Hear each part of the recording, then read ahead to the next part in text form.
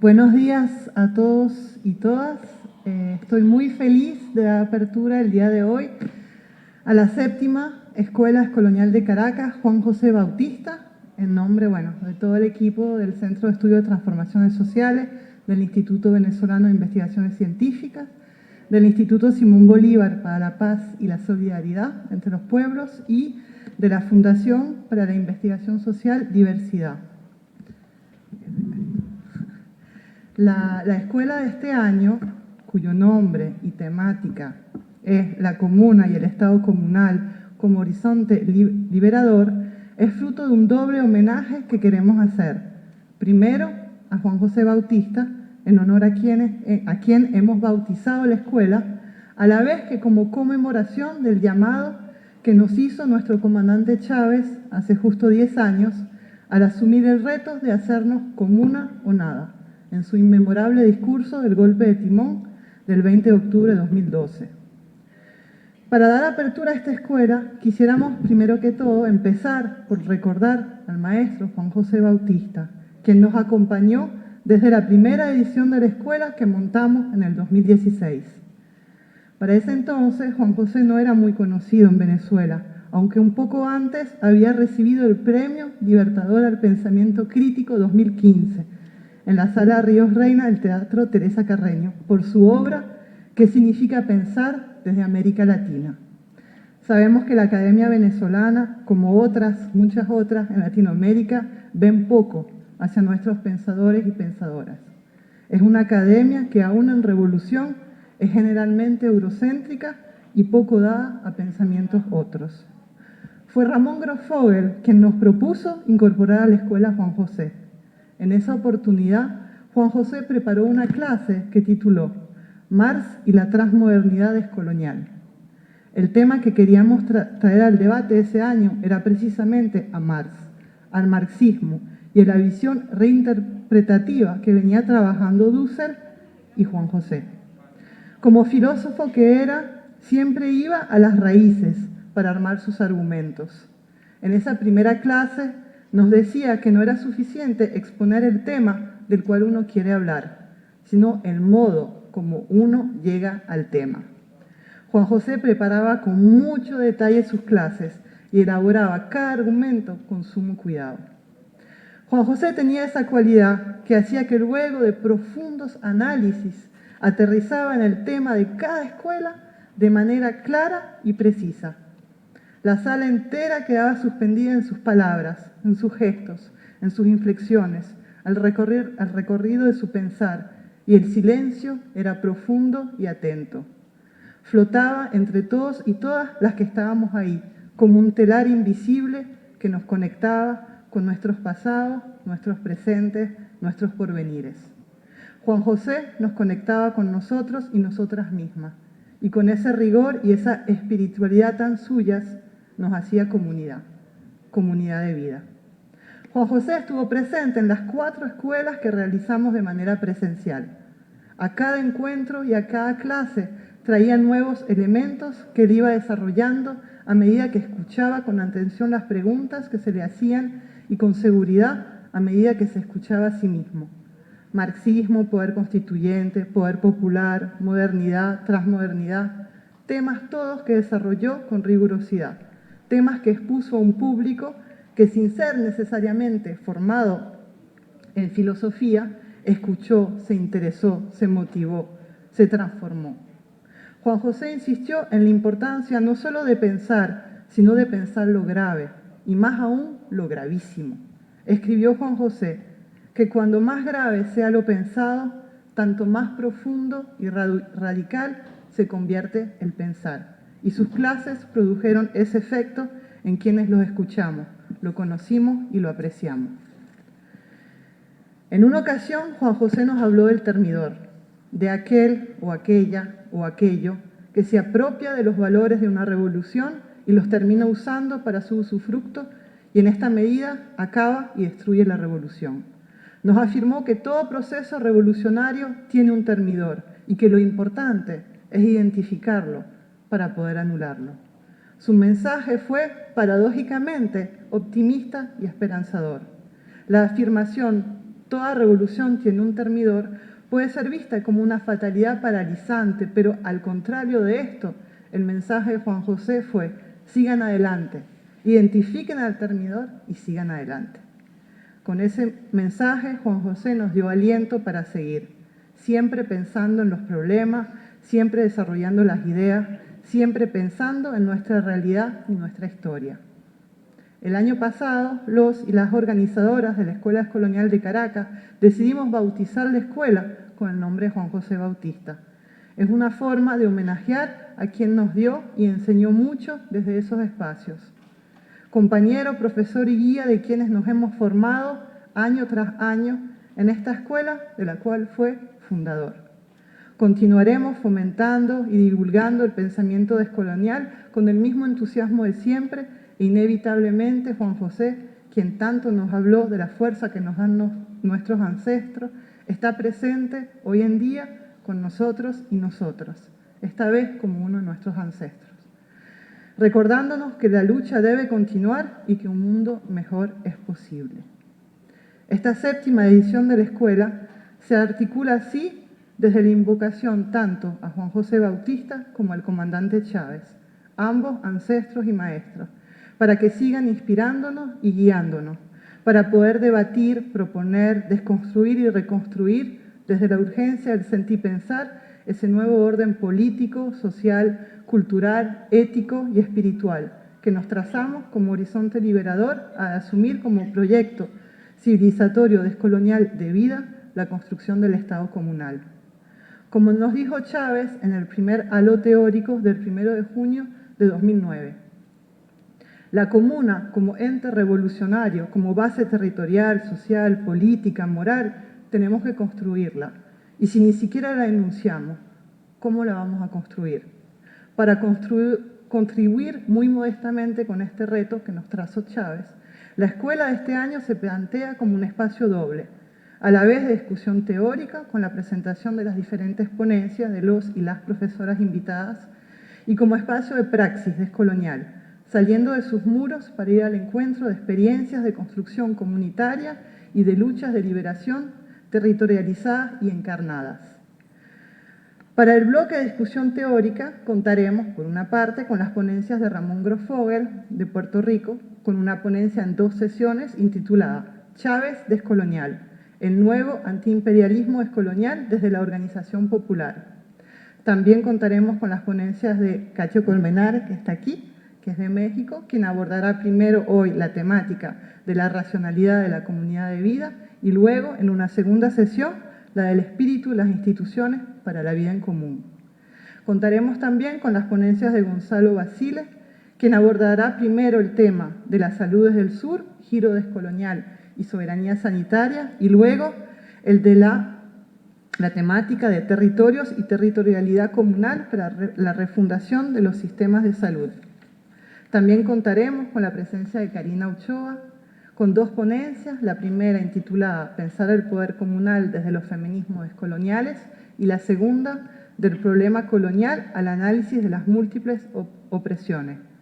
Y con la participación de Maybe Hugueto Ponce, de Venezuela, quien abordará la temática del pensamiento contrahegemónico afro-venezolano, referente histórico del proyecto comunal. Y vamos a contar con una ponencia de Lixia Romero, de Venezuela también, que nos iba a hablar de cómo comunalizar la agroecología, pero ella está ahorita de reposo por COVID y no va a poder acompañarnos en esta escuela.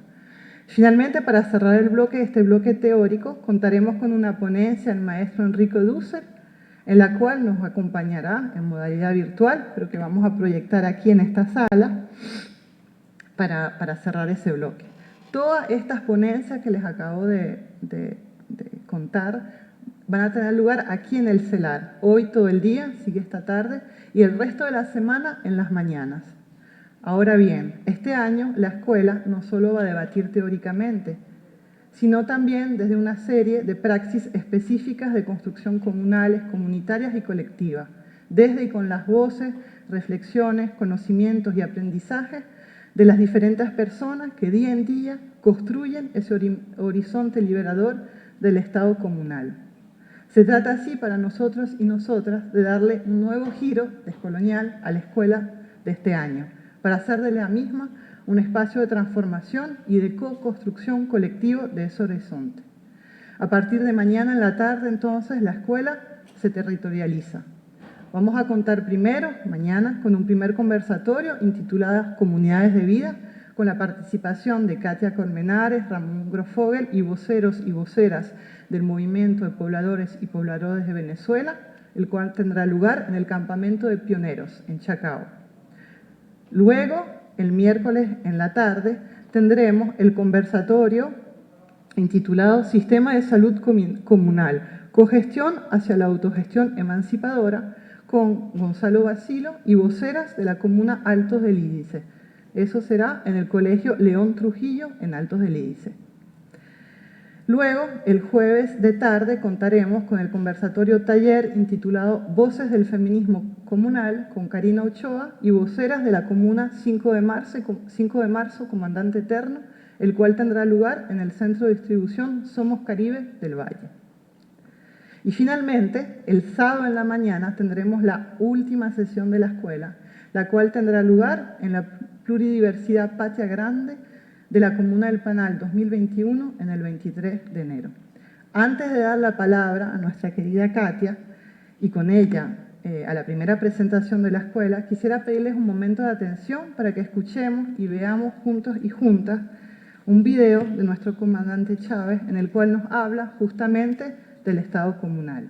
Se trata de un video realizado por los y las compañeras de Tatuí TV, un video que hace parte de una serie audiovisual que seguramente muchos y muchas aquí conocen, que se llama Chávez Radical y que cuenta ya con 31 capítulos, si no me equivoco, serie que recopila fragmentos de discursos pronunciados por el comandante a lo largo de toda su vida política.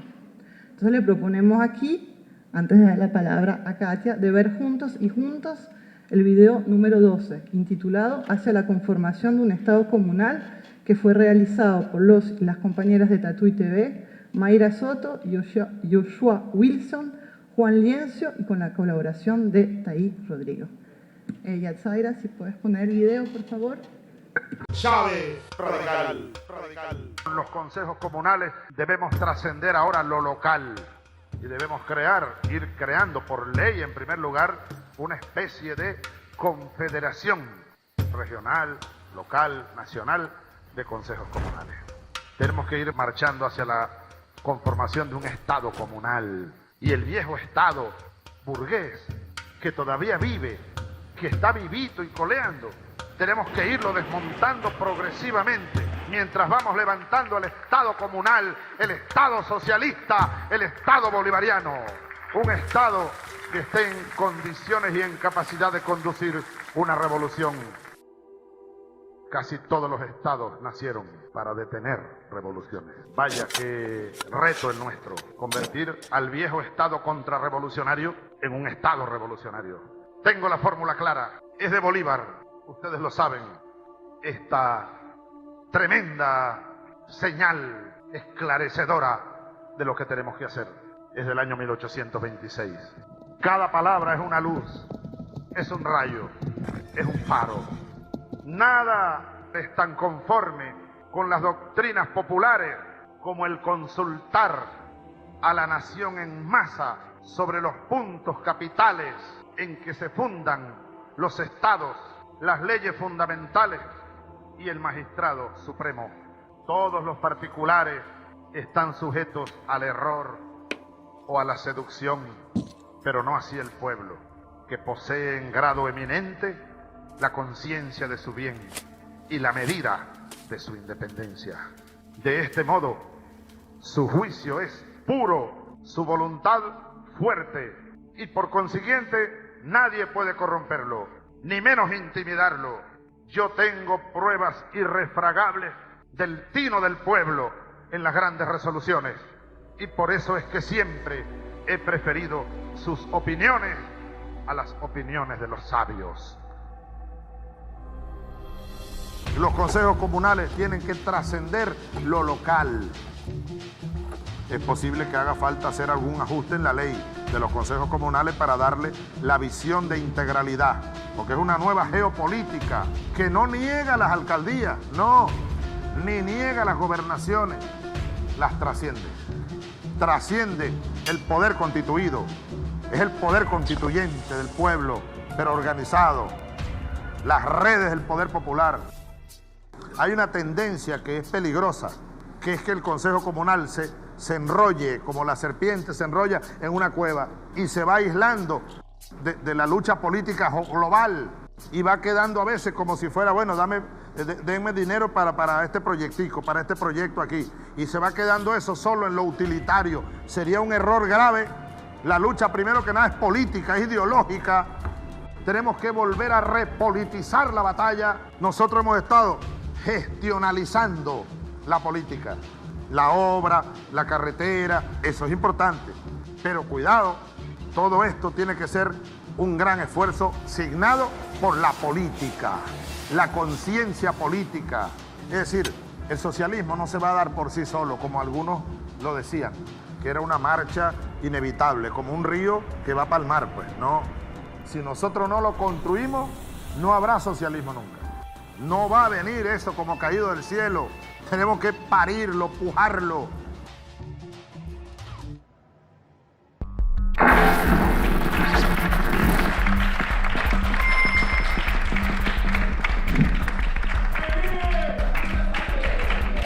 Chávez, radical. No, pero páralo. Vamos a darle una sola vez. Bueno, ya con estas palabras de nuestro comandante Chávez, ¿no?, que nos recuerdan, el reto que nos planteamos también desde esta Escuela Descolonial de Caracas, de seguir avanzando hacia el Estado comunal que tantos deseamos. Le voy a dar la palabra a Cacha Colmenares, quien es mexicana, doctora en Humanidades con especialidad en Filosofía Política por la Universidad Autónoma Metropolitana, quien ha publicado una serie de artículos en relación a la lógica dialéctica, la filosofía política crítica y el método de la ciencia crítica en la línea de la filosofía de la liberación, quien es también autora del libro Hacia una ciencia de la lógica de la liberación, elementos para una crítica de la razón transontológica, 2015, y que se desempeña actualmente como jefa de planes y programas académicos en el Instituto Nacional de Formación Política del Partido Movimiento de Regeneración Nacional Morena de México. Adelante, Cacha.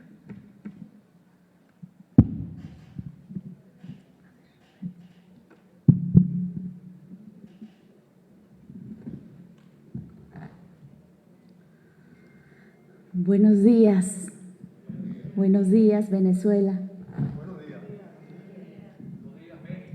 Buenos días a la Revolución Bolivariana. Me da muchísimo gusto estar con ustedes el día de hoy y más en este espacio, esta Escuela Descolonial de Caracas, que tiene para nosotros un gran significado, poder participar.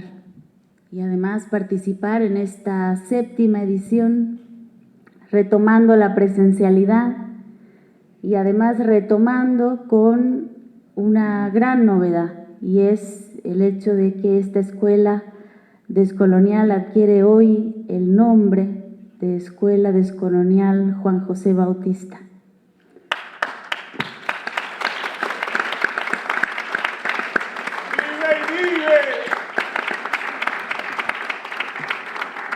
Agradezco profundamente a los organizadores, a Jimena, a Guillermo, a la Cancillería y a todos los que se involucraron para que esto pudiera ser posible el día de hoy. También quisiera recordar, y esta primera intervención para mí será una rememoración de quién ha sido, quién es este gran ancestro Juan José Bautista, que el día de hoy se vuelve escuela descolonial de Caracas, porque este pueblo lo ha abrazado, este pueblo lo ha amado, este pueblo lo ha acogido, y él, con toda su reciprocidad, siempre se entregó a esta revolución. Quisiera decir que Juan José, esto que de alguna manera ya comentó Jimena, que Juan José preparaba lo que iba a compartir en este espacio durante todo el año.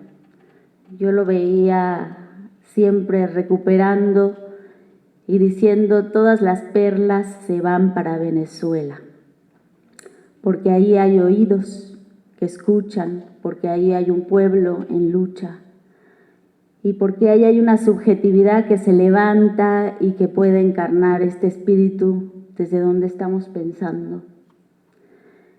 Había también una revolución en el camino de la restitución de la vida comunitaria y Juan José siempre se pensó desde ese lugar, de manera que el hecho de que esta escuela que adquiere su nombre el día de hoy esté dedicada a pensar la comunidad, el estado comunal y cómo podemos hacer vida de ese proyecto, pues me parece no solamente muy atinado, sino que así tenía que ser.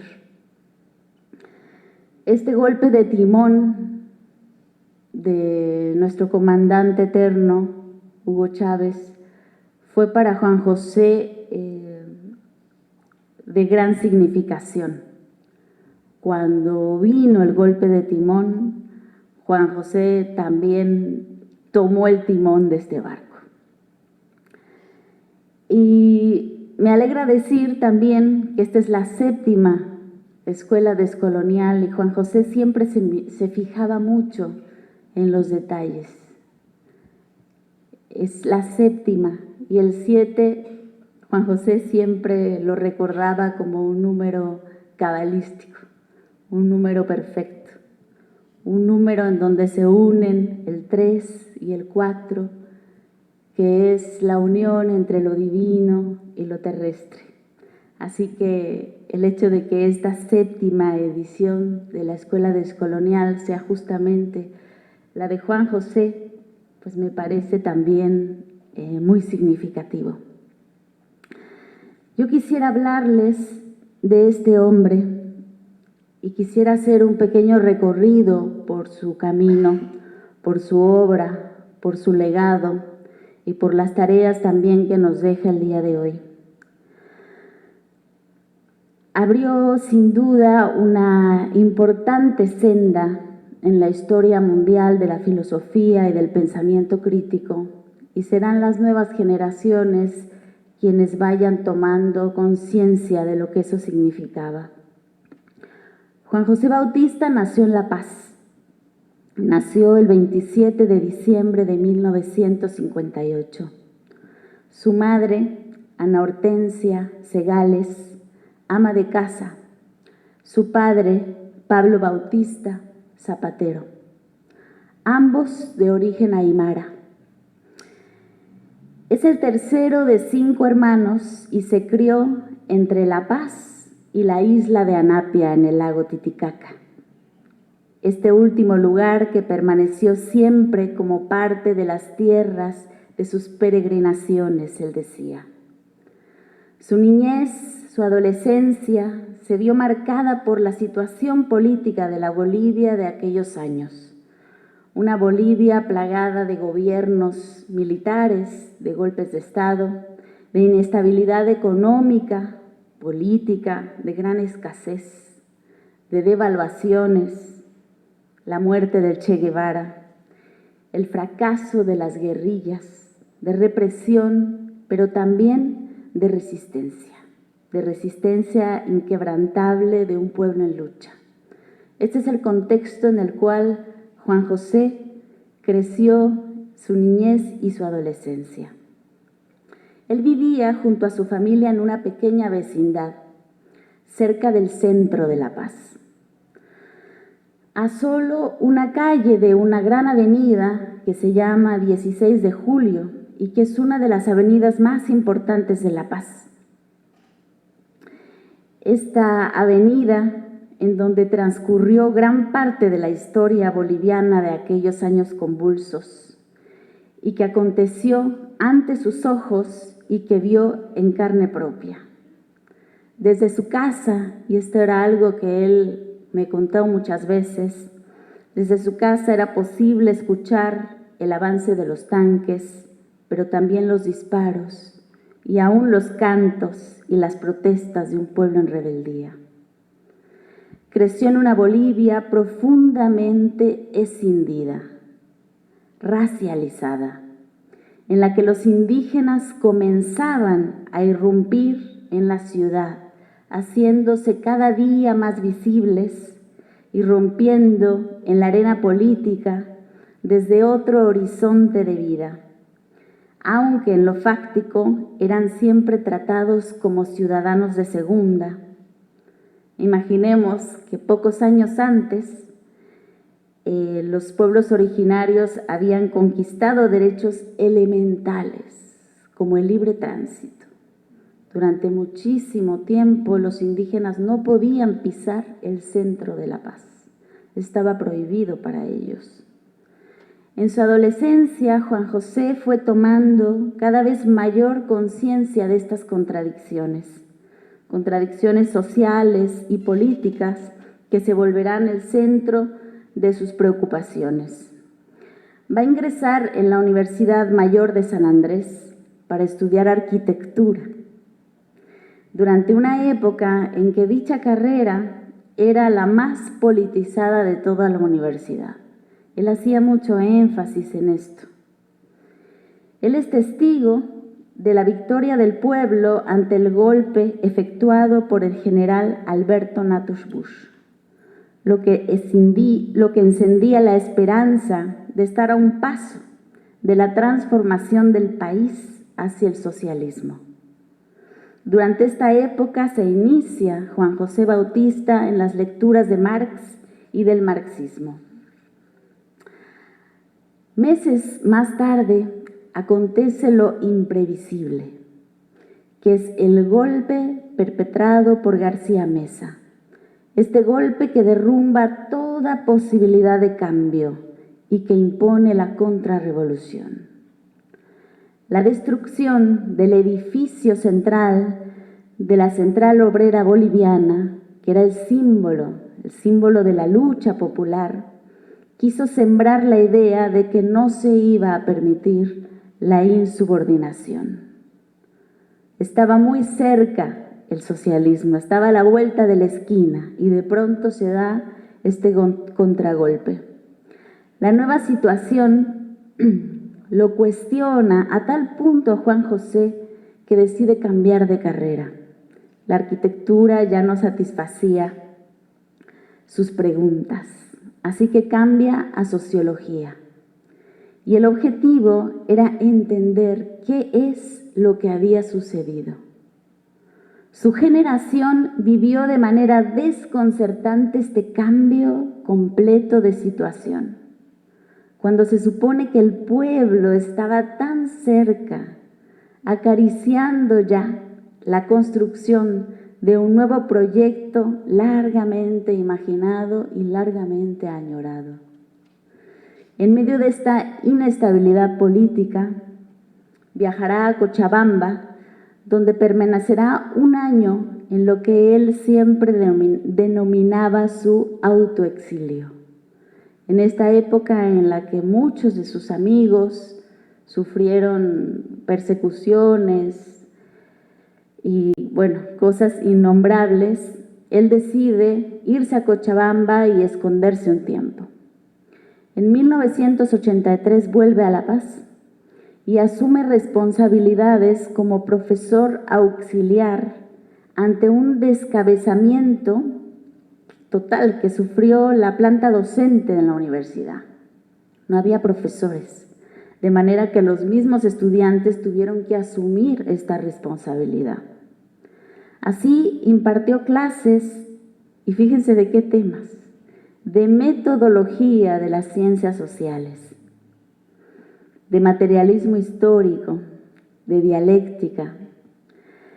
En esta época se puso a leer de manera muy profunda autores como Karel Kosick, a René Zavaleta y también al epistemólogo Hugo Semmelmann, un epistemólogo chileno que le va a producir un gran impacto y que será decisivo en su formación y en los siguientes años.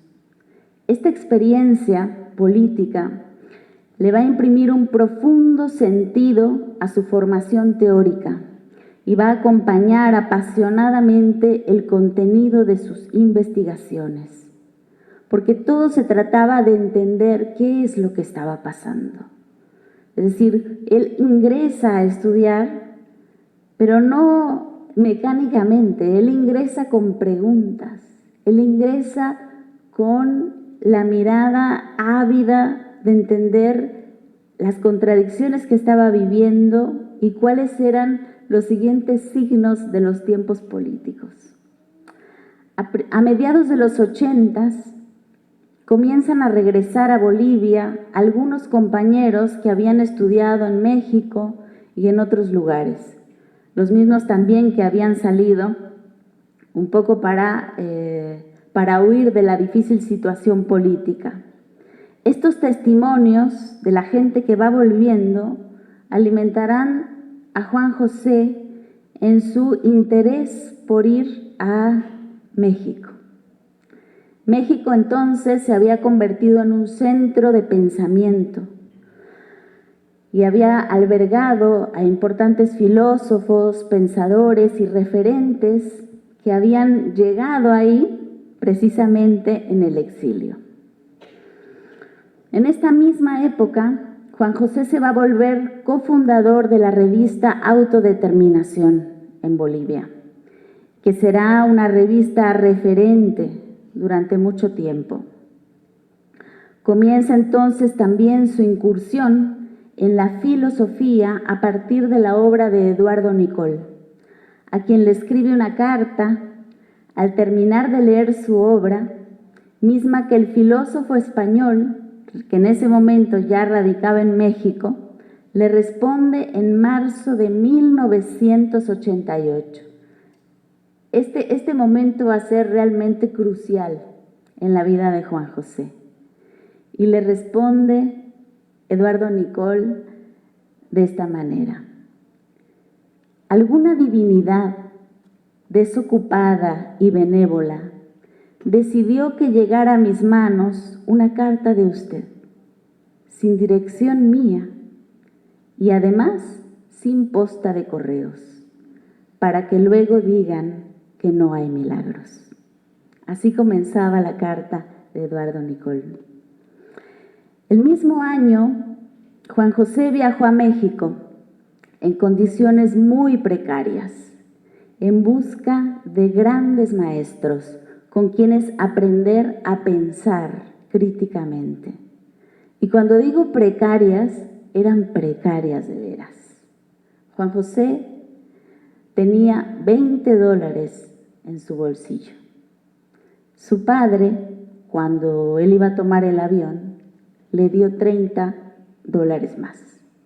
Cuando llegó a México, Migración le quitó esos $30 y se quedó solo con $20 el primer día que llegó a México.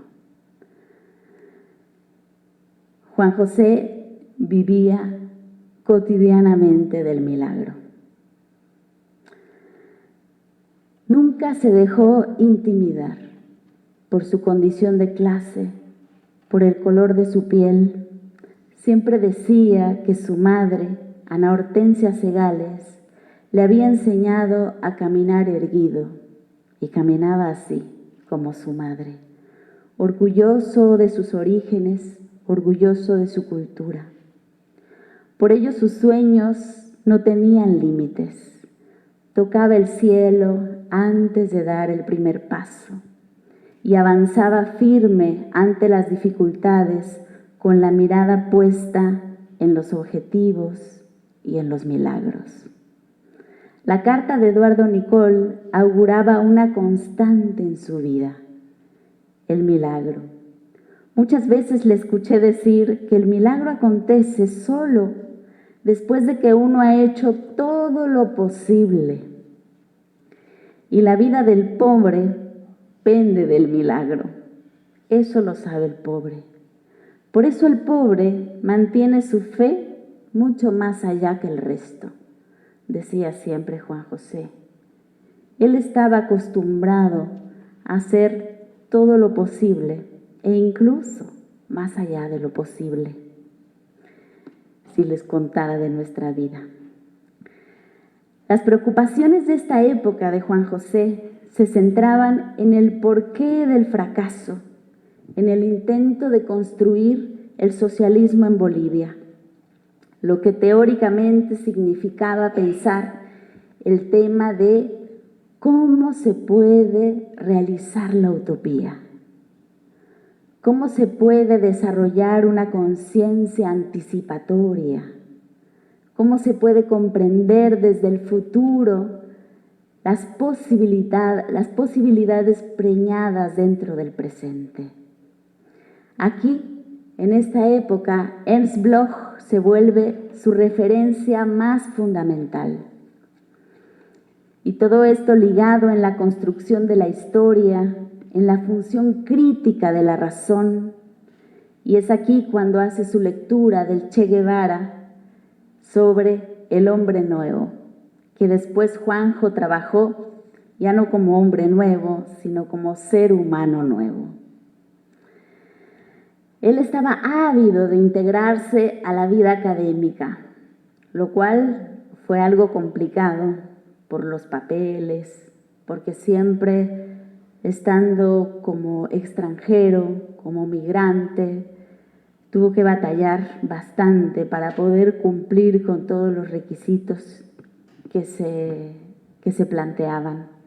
Retomó aquí el contacto con Hugo Semmelmann y se unió a su seminario. Este seminario que impartía el maestro en el Colegio de México en el marco de un programa para estudiantes exiliados.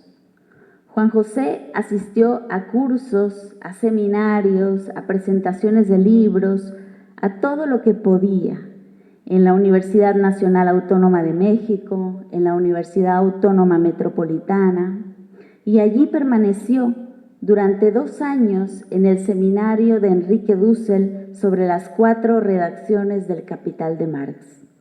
Esta va a ser una época también decisiva, y Dussel siempre recuerda que precisamente en esa época hubo una vez en donde él abrió la cátedra y no se inscribió nadie. Llegó solamente un alumno y ese alumno era Juan José Bautista. Y Dussel, tan comprometido como era con sus alumnos y con el proyecto, decidió dar el semestre completo a ese alumno. Y se reunieron por todo el cuatrimestre, ahí era, a hablar sobre el Capital de Marx. Juan José también tomaba del mismo modo muy en serio todos sus seminarios. Y así llegara un alumno, él impartía la clase igual que su maestro. En 1990, finalmente, pudo matricularse en la carrera de filosofía en la UNAM. Tardó mucho más tiempo que la mayor parte de sus compañeros en lograr cada uno de sus grados de estudio, porque tuvo que trabajar, estudiar, y casi siempre todas las clases que daban eran sin pago, eran extramuros. La mayor parte de su vida estuvo sin trabajo formal. Eso, de hecho, él lo compartió también en este espacio. Y sin embargo, aún así formó generaciones. Para él era tan importante dar clase, porque él pensaba en voz alta. Entonces, en diálogo con la interpelación viva de los alumnos, era realmente donde iba desarrollando los argumentos. Por eso para él era vital dar clase. Era su manera de trabajar, de concentrarse y de desarrollar las ideas. La experiencia en el seminario de Semmelmann le va a permitir darse cuenta que no solo la ciencia social boliviana tenía limitaciones para comprender todo lo que estaba pasando, sino que las mismas limitaciones eran extensivas a toda América Latina. En este contexto se va a enterar del libro de Heidegger, ¿Qué significa pensar?, el cual no estaba en ninguna de las bibliotecas de la UNAM. Consigue leerlo en la biblioteca de Flaxo y lo incorpora como parte de sus referencias fundamentales. Juan José también contaba que casi todo lo que leyó, lo leyó o en la biblioteca o en la librería, porque no tenía dinero para comprarse los libros. El 4 de junio de 1989 acontece la masacre de Tiananmen, donde el ejército chino abre fuego contra los estudiantes y disuelve la movilización. Meses después, el 9 de noviembre del mismo año, cae el muro de Berlín, augurando el triunfo del capitalismo y el fin de las alternativas. Era un nuevo golpe para la transformación, era un nuevo golpe para la revolución y para la construcción del socialismo, pero ahora a nivel mundial. Es decir, se había profundizado el problema, ya no era solamente en Bolivia, en América Latina, sino que parecía realmente que se acababan las alternativas.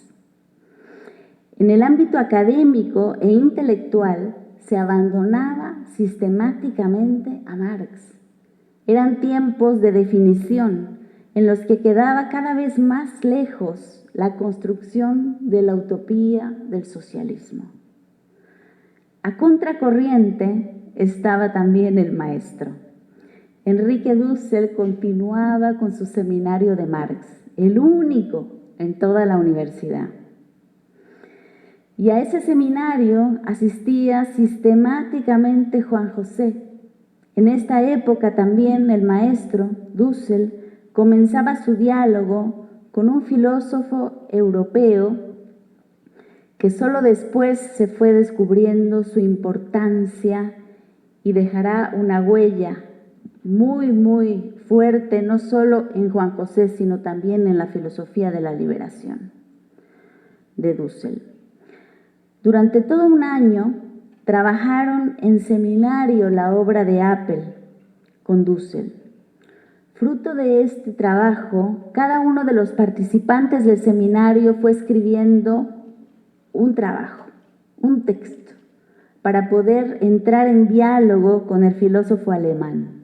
Era la manera de prepararse para recibirlo y establecer un diálogo con la obra del nuevo maestro.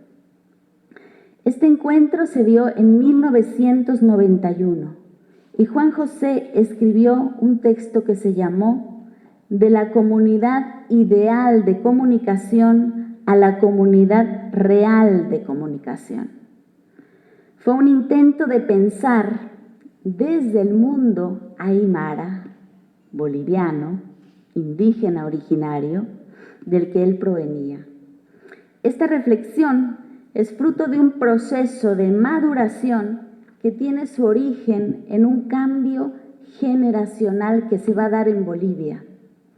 A mediados de los 80, cuando comienza la percepción de que el discurso de izquierda estándar, que el socialismo, que las alternativas se iban diluyendo, de pronto los estudiantes comenzaron como en desbandada un proceso de indigenización. Esto fue muy característico de Bolivia y Juan José lo resalta de manera muy fuerte. En un primer momento, él no se siente interpelado. Él lo va a hacer, ¿no? este regreso después. Este proceso de indigenización llevó a muchos estudiantes a volver a sus comunidades. Al principio, él lo vio como un retroceso, pero después vio la necesidad de transitar este cambio, esta vuelta al mundo aymara, estando ya en México. Y es que es curioso, pero cuando uno se va de su lugar, de pronto la tierra lo llama a uno y uno se siente más cercano a la tierra propia en medio de esa ajenidad. Estando en México, justamente después de un diálogo con el maestro Eduardo Nicol, al que finalmente tuvo la oportunidad de conocer, en ese momento Eduardo Nicol ya no daba clases en la universidad. Entonces Juan José fue a buscarlo y Eduardo Nicol accedió, lo invitaba a su casa. Una vez por semana le decía, vente, vamos a platicar sobre tus lecturas y lo que estás avanzando. De manera que Juan José tuvo esta oportunidad privilegiada de leer a los grandes filósofos y de ser su alumno. Él se hizo alumno de muchos grandes maestros y entre ellos estuvo Eduardo Nicol. Un día de esos diálogos, Juan José refiere esta anécdota en muchas ocasiones y yo me voy a permitir hacerlo también por la relevancia que tiene este momento en su desarrollo teórico. Juan José le pregunta a Eduardo Nicol, ¿cómo puede uno pensar de modo radical? El filósofo español le respondió, pensar radicalmente significa partir de la raíz. Y la raíz está en el principio. Y en el principio, y dice Juan José que Nicol hace como un giro hacia atrás con la cabeza, en el principio están los griegos. Ese día Juan José volvió a casa con la tarea de volver al principio, con la tarea de pensar de modo radical. Pero cuando se puso en situación y realizó ese giro, no encontró a los griegos, sino que encontró a los aymaras y a los puquinas. En ese momento decidió partir desde ese mundo de la vida para elaborar otro tipo de pensamiento.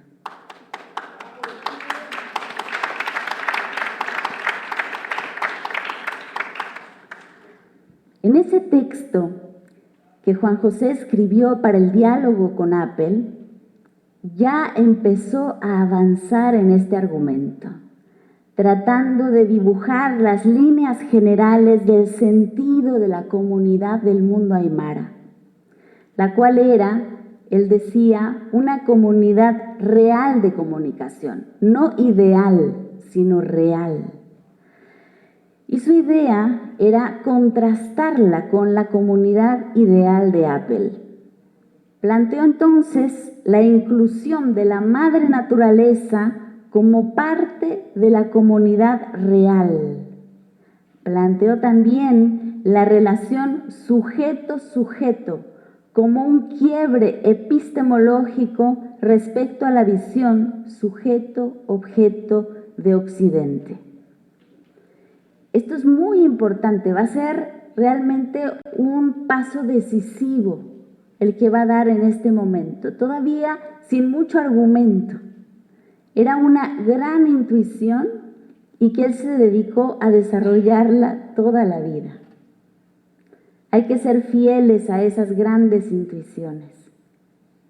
Todo Occidente pensó epistemológicamente desde la relación sujeto-objeto.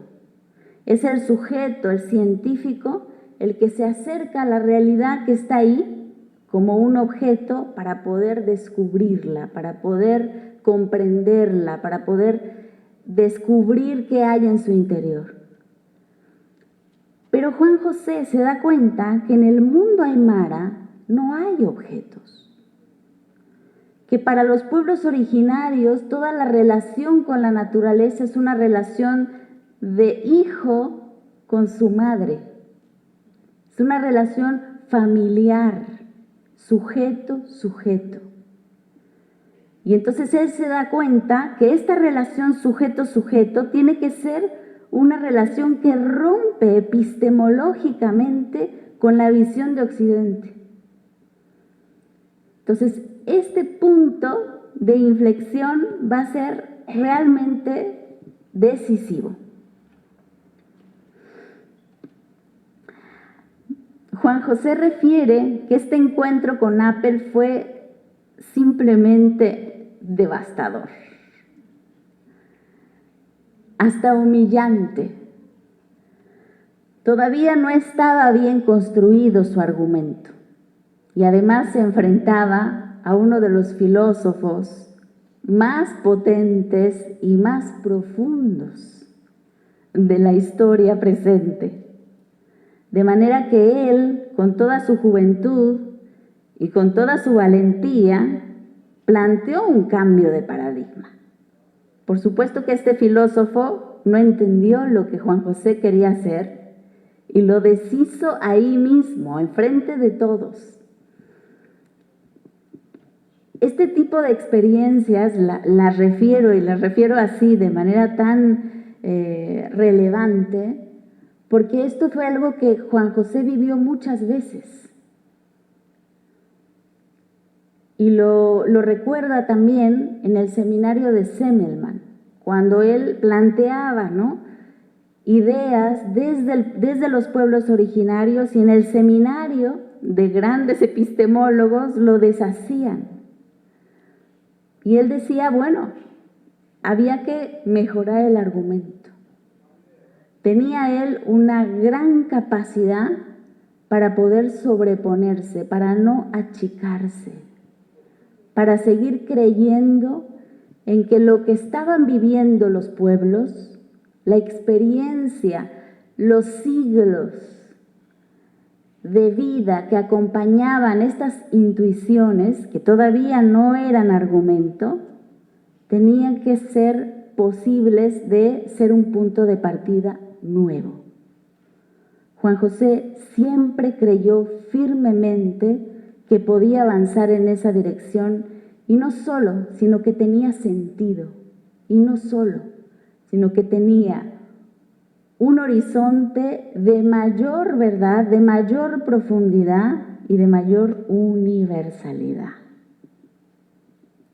Pero esto era una intuición. Había que convertirlo en argumento. Y esa es la historia de vida de Juan José.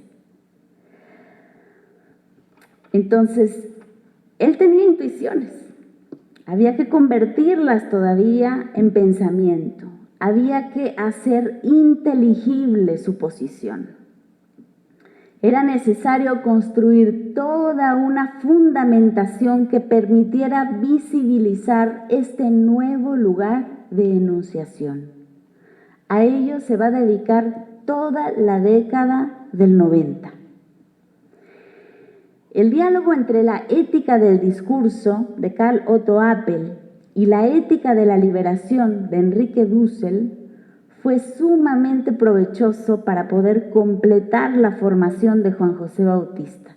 Yo creo que pocos alumnos se enriquecieron tanto de estos diálogos como él, porque le permitió participar activamente de la refundación de la filosofía de la liberación. Y esto me parece muy importante remarcarlo, porque este momento va a ser decisivo también para Enrique Dussel.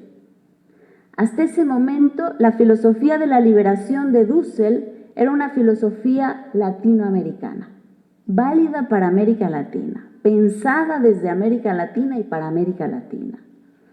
Pero a partir del diálogo con Apel, Enrique Dussel se da cuenta de que es posible avanzar en la argumentación y tener pretensión de universalidad. Entonces la filosofía de la liberación comienza a ser una filosofía mundial. Y en este tránsito, Juan José está participando activamente del seminario. Y cuando digo activamente, quiere decir con argumentos, con discusión, con aportaciones. Porque bueno, yo pude acompañar, digamos, esos seminarios a partir más o menos del 2000, 2001, hasta hace poquito, ¿no? Que Dussel, bueno, ya está dando cada vez menos cursos.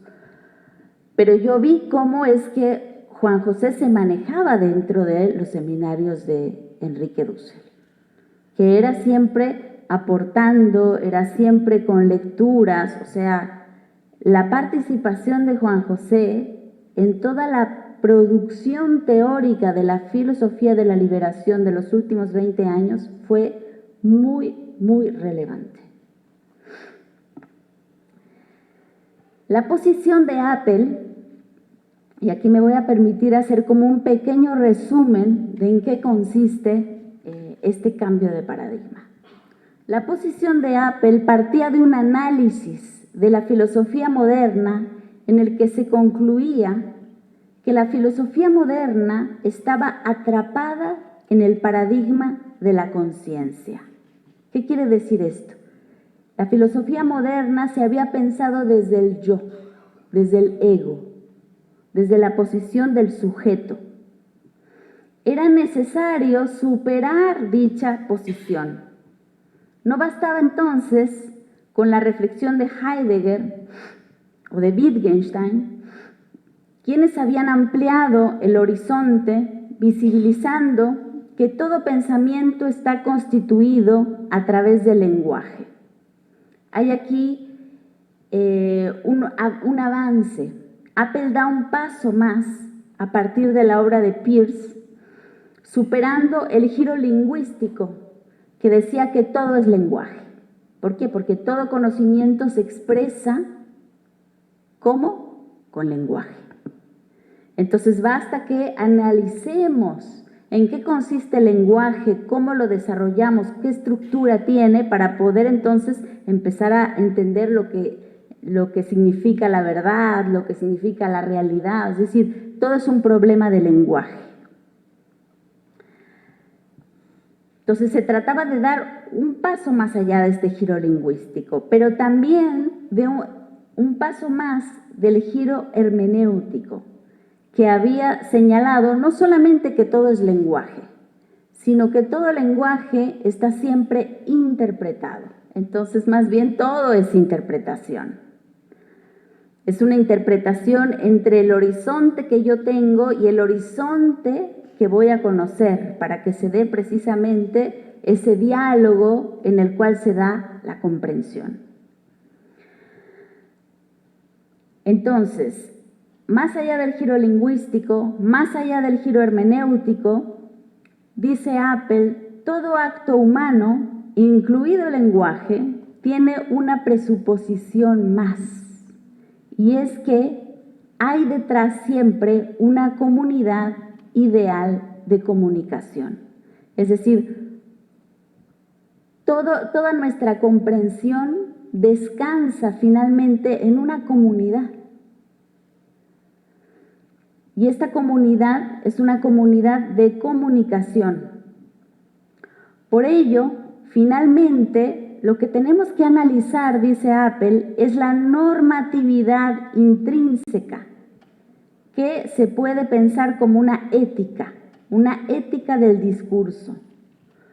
Su propuesta inauguró un nuevo giro en la filosofía. Ya no sería el giro lingüístico, ni el giro hermenéutico, sino que ahora sería el giro pragmático.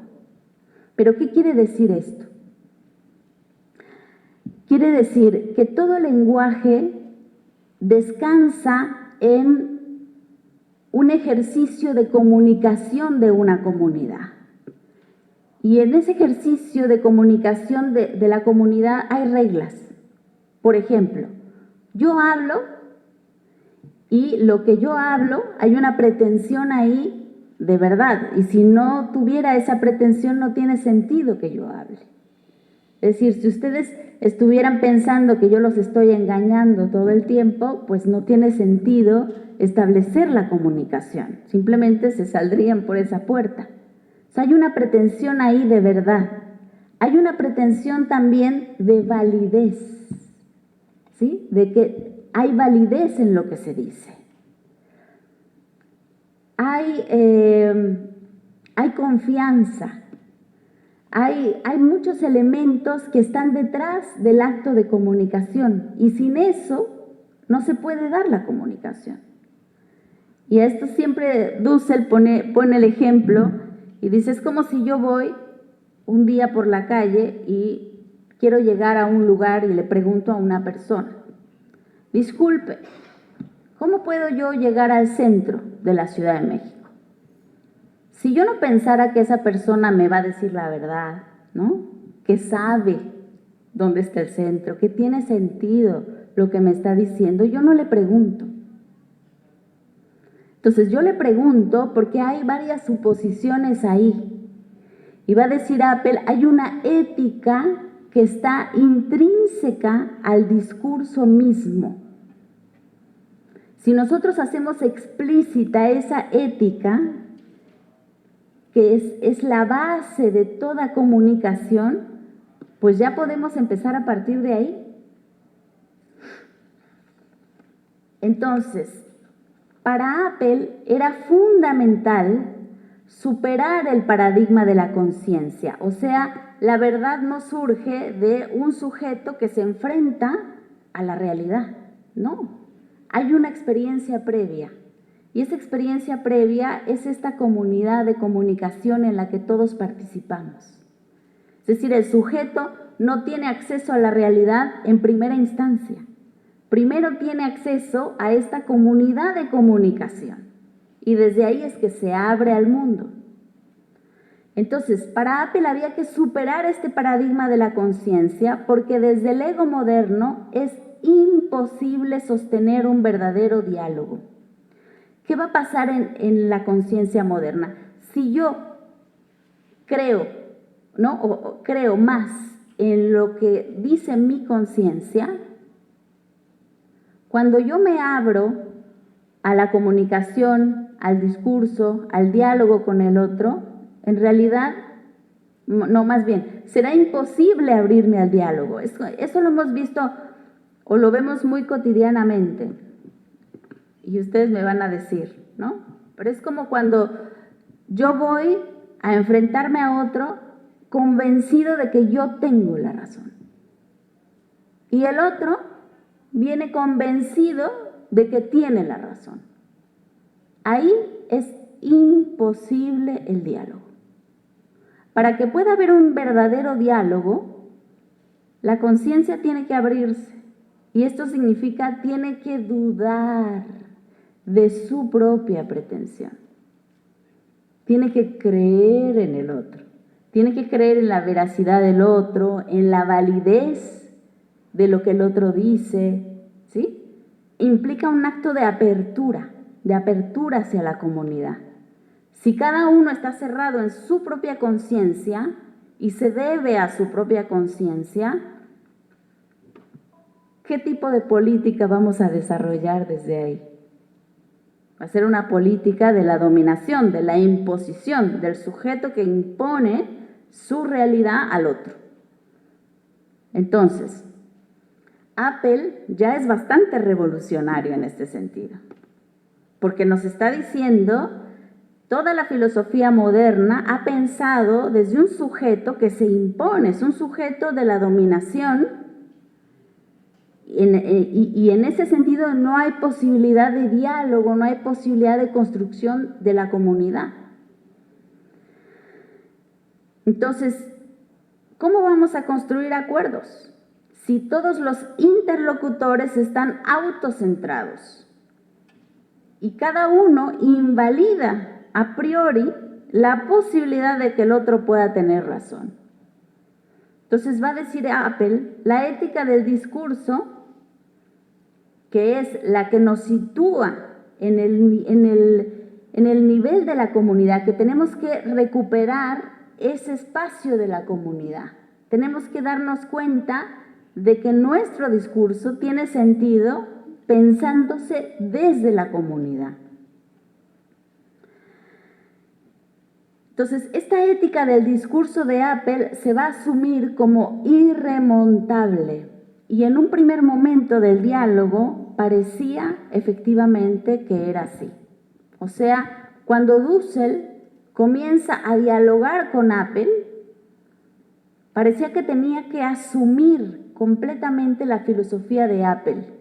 Y entonces la filosofía de la liberación quedaba un poco como en el aire.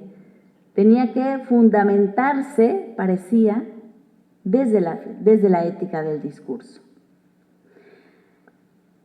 Y esto va a ser así hasta que Franz Hinkelamer, un filósofo, bueno, es un economista en realidad de formación, pero que, bueno, va a tener aportes importantísimos en el nivel de la filosofía, va a ser invitado al diálogo.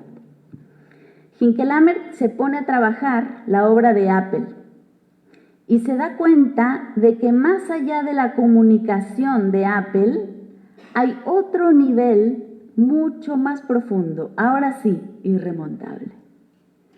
Y este nivel es la vida. La vida es el gran presupuesto. ¿Por qué? Porque para poder argumentar era necesario primero estar satisfecho, estar vivo. Sin eso es imposible todo lo demás. La vida entonces se plantea realmente como el último horizonte de referencia, anterior incluso al lenguaje, anterior al discurso, anterior a la comunidad de comunicación. La vida, además, tiene su propio contenido y nos llama a la responsabilidad y también al desarrollo de una ética. Dussel va a asumir este señalamiento de Hinkelamer para configurar lo que será ahora sí su obra Ética de la Liberación en la Edad de la Globalización y de la Exclusión de 1998. Aquí donde construye ahora sí una fundamentación en base a 3 principios que van a articular las aportaciones de Marx en un principio material de la vida, en Apple el principio formal de la construcción del consenso y Hinkelamer en el principio de factibilidad.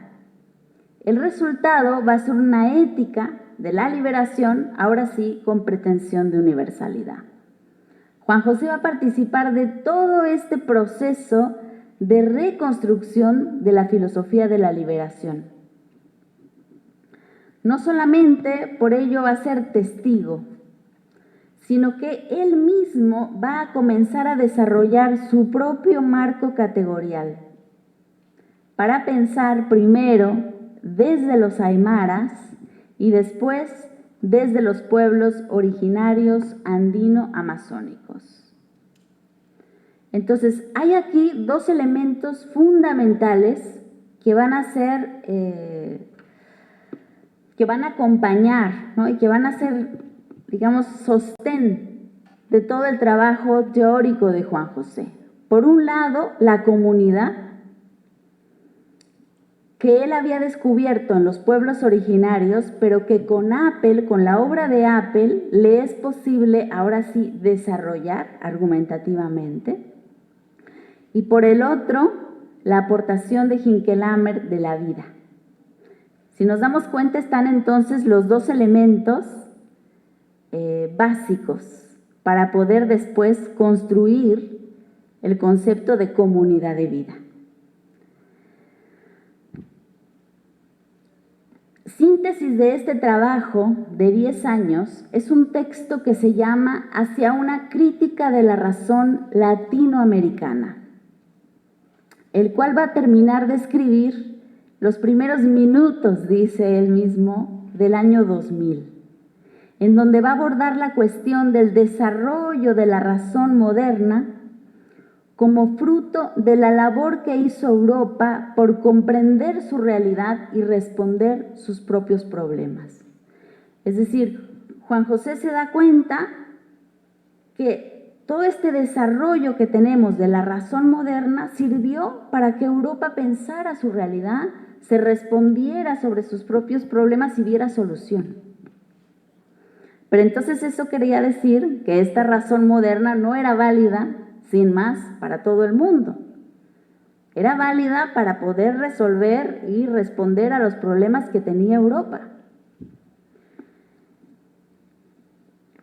Entonces, la producción de conocimiento se entiende como una necesidad humana para poder desarrollar la vida en un determinado sentido.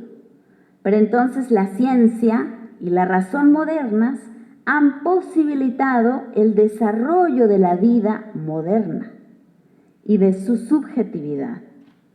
Pero ese conocimiento no es universal en sí mismo, ni es pertinente para poder desarrollar los mundos de la vida en nuestro continente.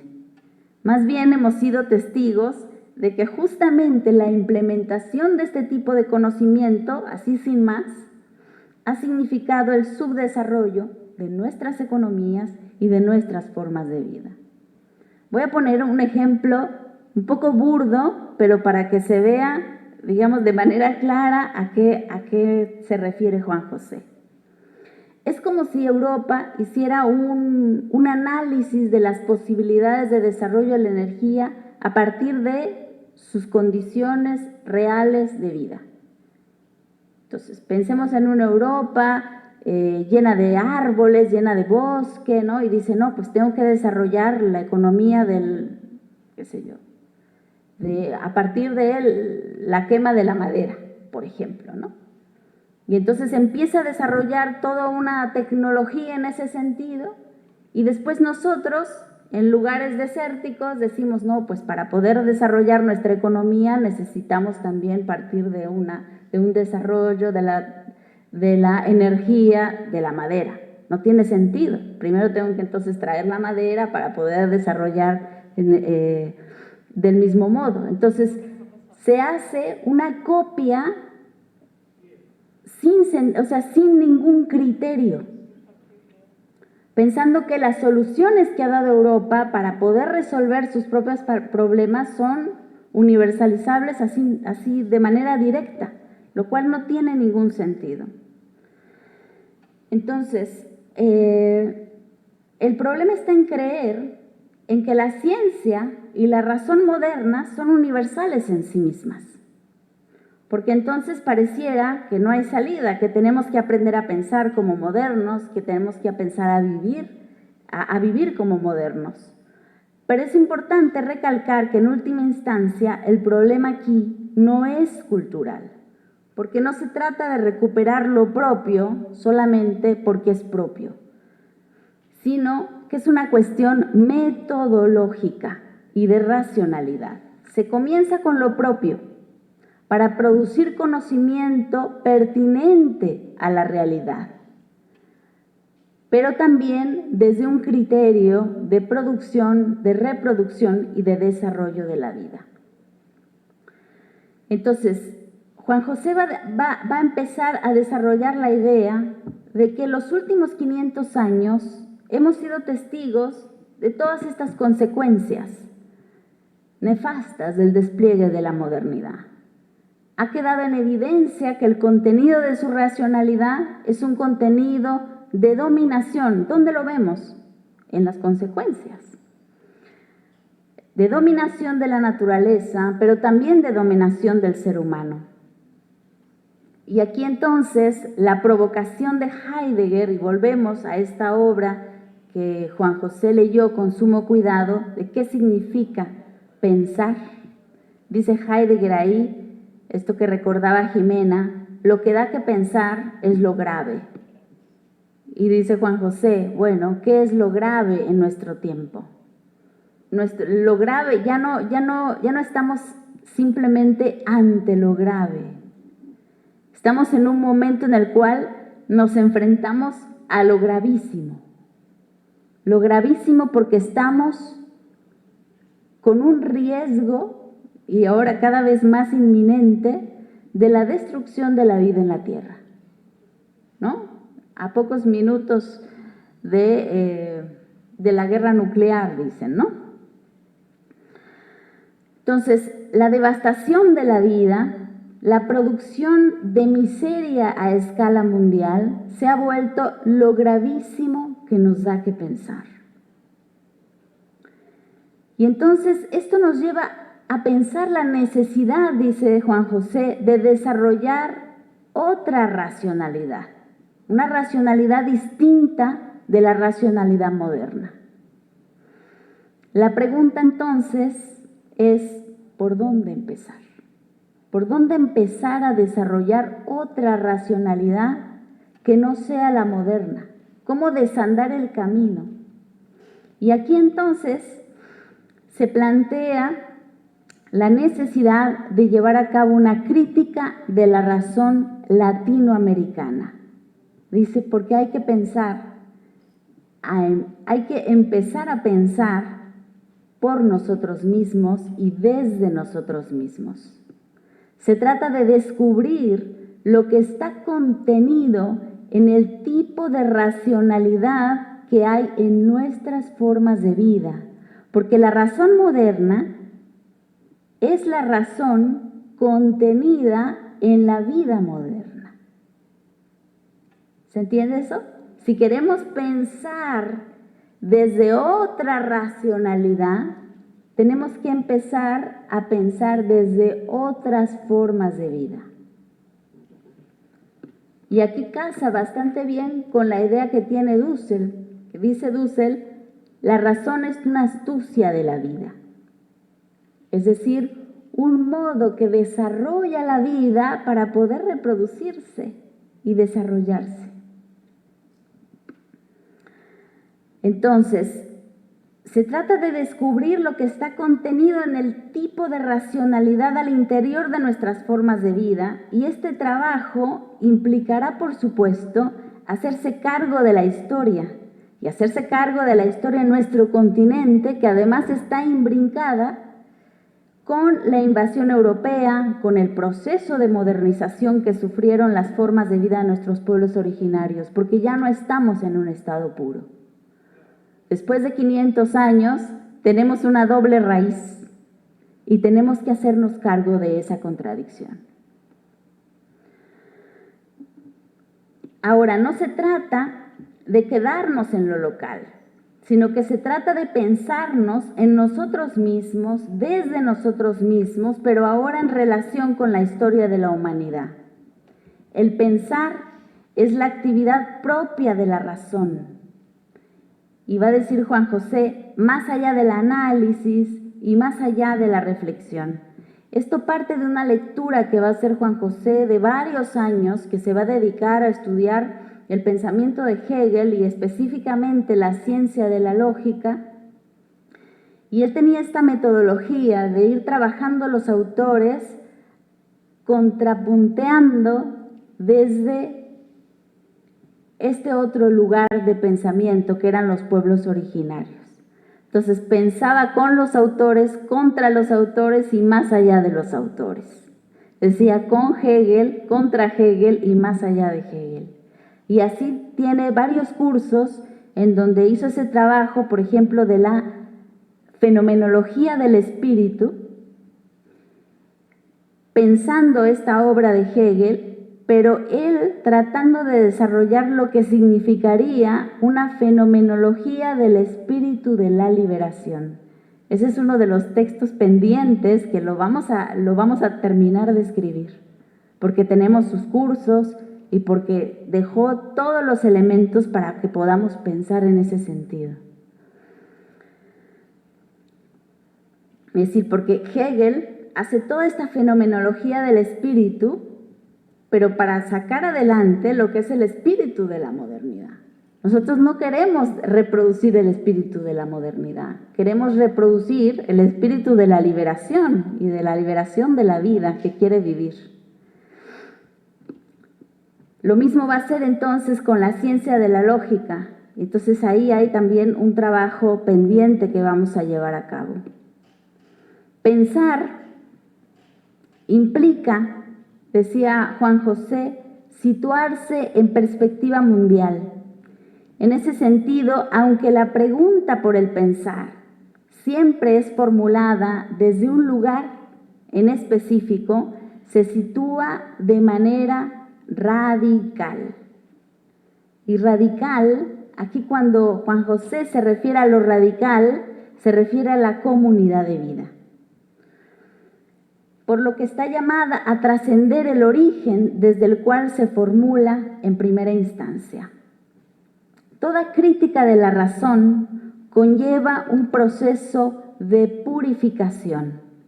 Para Juan José era necesario purificar nuestra racionalidad de toda pretensión de dominio que habíamos asumido con la invasión europea. Como resultado de esta reflexión, él va a producir su obra Crítica de la Razón Boliviana en el año 2005. Y tiene como subtítulo Elementos para una crítica de la subjetividad del boliviano latinoamericano. Esta va a ser su primera gran obra, que además va a salir a la luz en un contexto muy importante cuando Evo Morales llega a la presidencia de la República en Bolivia, y Juan José va a asistir, de hecho, a Tiahuanacu con mucha emoción, un poco de manera análoga, yo me imagino, como cuando Hegel terminaba de escribir su fenomenología del espíritu y va corriendo, ¿no?, ahí en las calles de Jena y se cuenta, quién sabe si es verdad, pero bueno, se cuentan los biógrafos, ¿no?, que va corriendo con su manuscrito y que de pronto en una calle se encuentra, ¿no?, con Napoleón así en su caballo y dice, es tan impresionante, ¿no?, encontrarse con el espíritu, y él además se asumía como si el espíritu se viera cara a cara. Cuando él ve a Napoleón, él ve el espíritu en la política realizarse y él lleva en la mano el espíritu teórico en la racionalidad que él estaba encarnando. Era como Dios mirándose a sí mismo un poco, la figura, ¿no? Entonces, cuando Juan José termina su obra Crítica de la Razón Boliviana, haciéndose cargo de toda esa historia de vida, de la construcción de la subjetividad del boliviano, y llega a Tiahuanacu y publica su libro, un poco es esa experiencia como de haberse hecho cargo de esa historia y de decir, bueno, ahora estamos en condiciones de empezar a construir otro modo de hacer política desde nuestros pueblos originarios. Entonces es como una puesta al día en la historia. Este momento va a ser realmente crucial en la obra de Juan José. Bueno, ya aquí en este sentido él pretendía llevar a cabo una reconstrucción de la historia de la constitución de la subjetividad boliviana hasta este momento presente, evidenciando, por supuesto, las contradicciones y para poder superarlas en esta toma de autoconciencia que él siempre decía del proceso histórico que suponía el proceso de cambio en Bolivia. En esta obra va a añadir un apéndice, y este apéndice va a ser la semilla de la obra posterior y se va a llamar ¿Qué significa pensar desde América Latina? Básicamente, todo el recorrido teórico existencial le va a posibilitar arribar a dicha pregunta. ¿Qué significa pensar desde América Latina? Este contenido lo va a ir madurando en los siguientes años hasta su formulación en el libro que lleva este nombre y que después se va a hacer acreedor del Premio Libertador del Pensamiento Crítico en el 2015 aquí en Venezuela. Y bueno, antes de reunirse con los ancestros, Juan José continuaba esta ruta y comenzó a preparar un nuevo libro. Este nuevo libro se titulaba ¿Qué significa pensar desde Amerindia? Era un siguiente paso, porque primero se trataba de ponerse al día en la contradicción con la racionalidad moderna. Es decir, el latinoamericano está atrapado todavía en esa contradicción. Pero pensar el mundo desde Amerindia significaba ya pensar desde los pueblos originarios. De este texto conservamos importantes notas que esperemos publicar también muy pronto. Pero la historia no termina allí. El proyecto se complementaría en una trilogía que trazaba el camino hacia la raíz, para culminar en otra obra llamada qué significa pensar desde Abya Yala. Esto sería realmente el paso que Juan José pensaba dar, porque se trata precisamente de pensar la comunidad de vida, ya no solamente de unos pueblos originarios, sino de empezar a pensarnos nosotros como comunidad de vida. Como ven ustedes, tenemos todavía mucho trabajo por hacer. La comunidad de vida va a ser el fundamento de esta racionalidad de vida que Juan José comenzaba a desarrollar.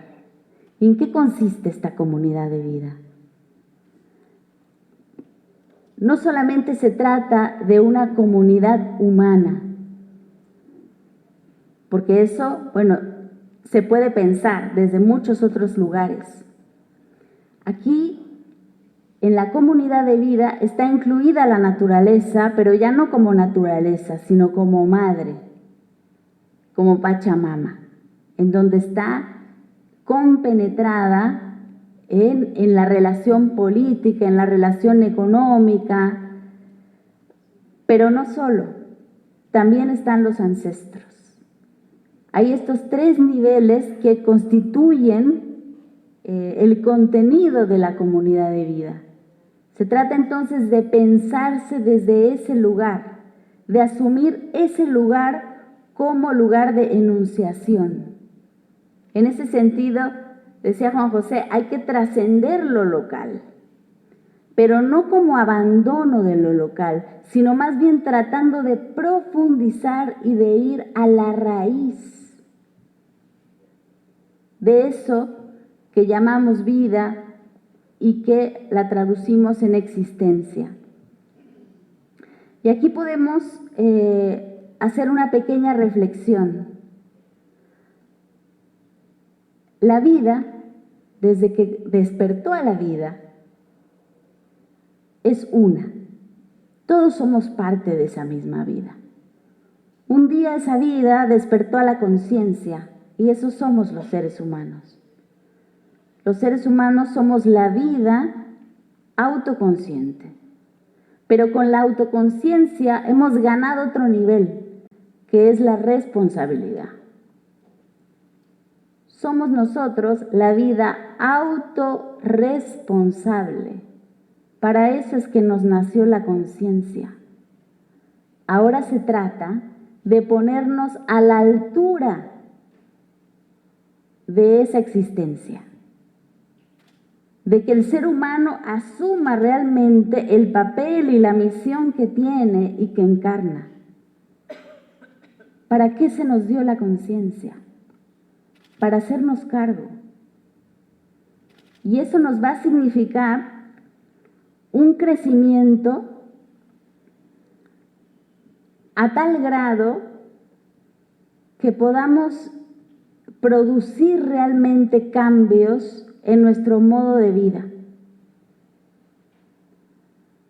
Que dejemos de pensarnos como individuos, que empecemos a dejar el ego, que empecemos a dejar la singularidad para asumir realmente la tarea a la que estamos llamados los seres humanos. Y esto nos significará superar la conciencia moderna y por eso la necesidad de avanzar en la descolonización. Juan José asumió finalmente esta labor, la labor del giro descolonial, en ese sentido con mucha militancia, sobre todo en los últimos años, porque había que sacarnos a la conciencia moderna y empezar a pensarnos desde esa comunidad de vida, asumirla realmente, y eso significaba ir mostrando las limitaciones de la modernidad, porque la modernidad nos pone enfrente una realidad, un modo de vida que nos impide ver, que nos impide actuar, que nos impide realmente hacernos cargo, que nos deja lanzados a una realidad en donde pareciera que nuestra vida es chiquitita, que tenemos pocas implicaciones, que nuestros actos no son realmente una diferencia. Pero cuando nos damos cuenta realmente de la tarea que tenemos por delante, vamos a empezar a crecer en la conciencia, en la responsabilidad, en la capacidad política y en la capacidad de acción. Pero justamente necesitamos trascender ese lugar de la conciencia. Este es un trabajo que tenemos que hacer juntos, que tenemos que hacer como comunidad de vida y en la cual pues estamos implicados sobre todo en este siglo XXI en el que la vida nos llama de manera alarmante a hacernos cargo. Muchas gracias.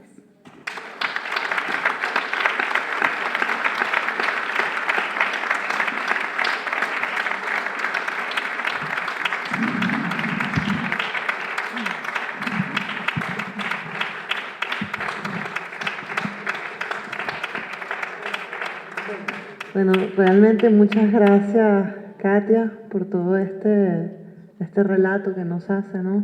En el cual justamente logras imbricar lo que fue la vida de Juan José y, bueno, desde la vida justamente cómo nacieron sus ideas, su planteamiento, con quién, en relación con quién, ¿no?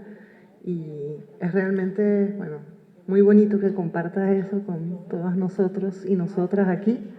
Y yo creo que también es una forma de enseñarnos también metodología.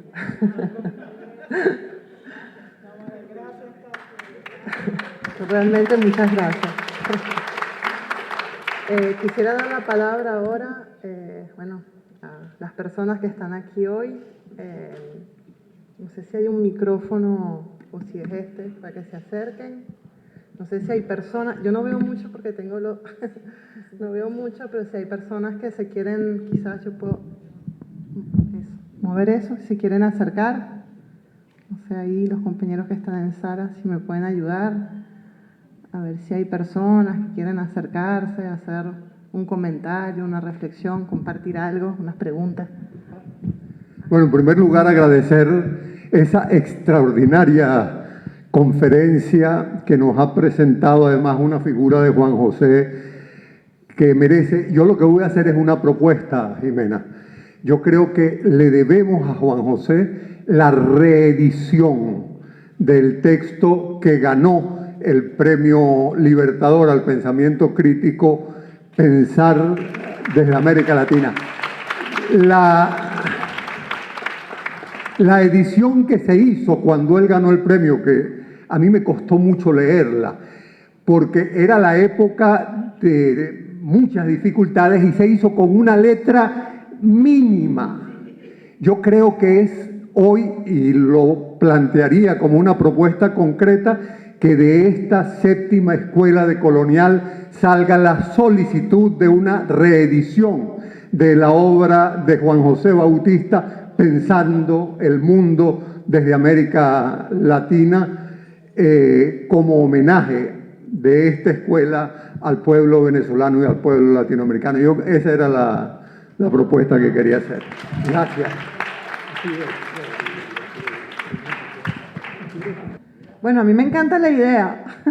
Vamos a ver si logramos. Hola, hola. Gracias, de verdad, bienvenida. Bueno, esta es mi segunda oportunidad que tengo. Yo estuve en la segunda escuela y tuve la oportunidad de escucharlo, ¿no? Y intercambiar también las ideas. Pero mi pregunta es justamente a la obra de Juan José. Cuando él tiene ese encuentro con el filósofo eurocéntrico, para decirlo de una forma, y se consigue que su filosofía, o sus estudios, su trabajo, hay un giro, ¿no? un cambio de paradigma, y es de la pretensión universal que quiere darle desde el lugar de enunciación, ¿verdad? Entonces, pero él viene construyendo una filosofía de Marx. Entonces, Marx continúa siendo para Juan José Bautista, a partir de ese momento, la importancia, la relevancia que se le da como estudioso del socialismo. ¿Sí? Sí, es como una pregunta. Vamos a hacer varias preguntas para que después... Un poquito más, tranquila. Buenos días. Bueno, muchísimas gracias por todos esos aportes y ese conocimiento, realmente muy valioso. Buenos días a todos y todos. Yo tengo una pregunta que está relacionada un poco a algo que creo que tú enunciaste allí, pero a mí no me quedó completamente claro, que era la descolonización más allá de la cultura. Y yo le agregaría cómo enfrentarla desde cada una de nuestras identidades.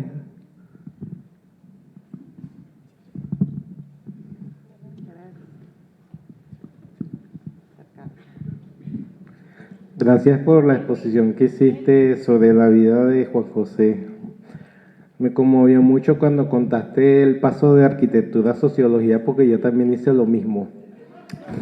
Cuando lo vi me sentí así, oye, que me hubiera gustado haberlo hablado con él. Me parece muy bonito cuando se dice que no solamente hay que hablar de los indios, sino creer en lo que creen los indios, porque ahorita que escuché la propuesta de Marx, y recordando toda la crítica que Juan José hacía al fetichismo, la idea no es fetichizar a Marx, sino ponerse en los problemas y en la metodología que Marx usó. Yo creo que Juan José fue un maestro en eso. No pensemos desde el marxismo, pensemos desde los problemas y la metodología que usó Marx para poder enfocar esos problemas. De manera que podamos ver qué nos toca ver ahorita y qué nos toca hacer con metodología para entender el mundo que nos toca vivir ahorita y lo que viene. Sobre todo con la onda que yo ahorita, neofascismo que está surgiendo por todos lados. Entonces, pensando en comunidad de vida, pensé que la otra parte muy bonita es que generalmente las teorías, la biografía de las personas queda puesta a un lado, porque como el positivismo dice que hay que sacar la subjetividad, la historia, la política, el contexto, te metes solo en la teoría y no ves cómo la vida de una persona se ve reflejada en esa teoría. Con lo que tú hiciste hoy, sentí que también hay que hacer un homenaje a tanta gente nuestra que, al igual que Juan José, fue puesta a un lado por la academia. Él peleó dentro de la academia y prevaleció, pero mucha gente no prevaleció por esos mismos racismos epistémicos de no, tú eres aymara, tú eres pobre, tú vas para afuera. Él peleó porque supo cómo pelear. Mucha gente quizás muy valiosa, hombres y mujeres, vale la pena que también sean recordadas como Juan José, porque pensaron muchas cosas de nuestros territorios, y creo que es importante ir invocando y convocando a toda esta gente que la posmodernidad neoliberal dejó fuera, porque se lo merecen, porque es gente que también tenía una apuesta por la vida y desde la vida.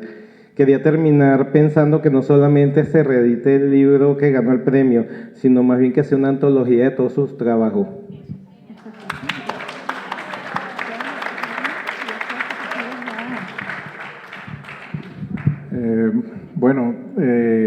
Muchas gracias por el mensaje, por la calidad humana del mensaje y recordarnos a Juan José. También expresar mi admiración por su trabajo. Yo sigo también su trabajo de cerca, tanto a Juan José como el de suyo. Y me parece muy interesante. Lo único que aquí sería dónde puede, o sea, habría que como que facilitar su trabajo en cuanto a lo que es la comuna, ya que nosotros aquí en Venezuela proponemos al Poder Popular y la comuna como la vía de hacer la transmodernidad o empezar a ver qué es eso de transmoderno.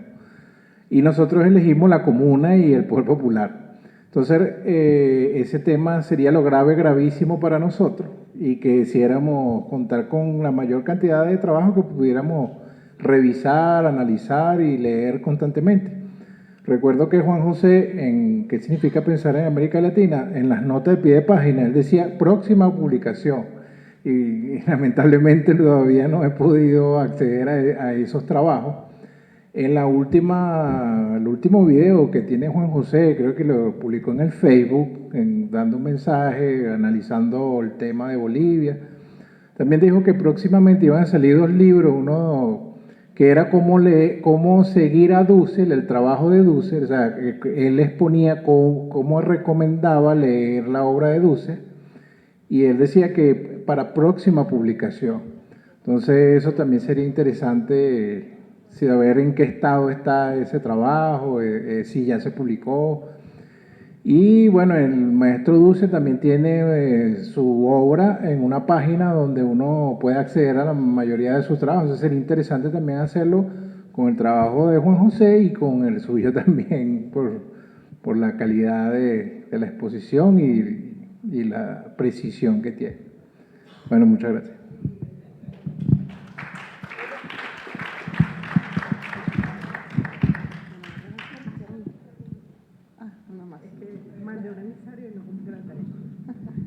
Buen día. Bueno, Katia, como siempre, tus exposiciones nos colocan en otro nivel de reflexión, ¿no? Ok.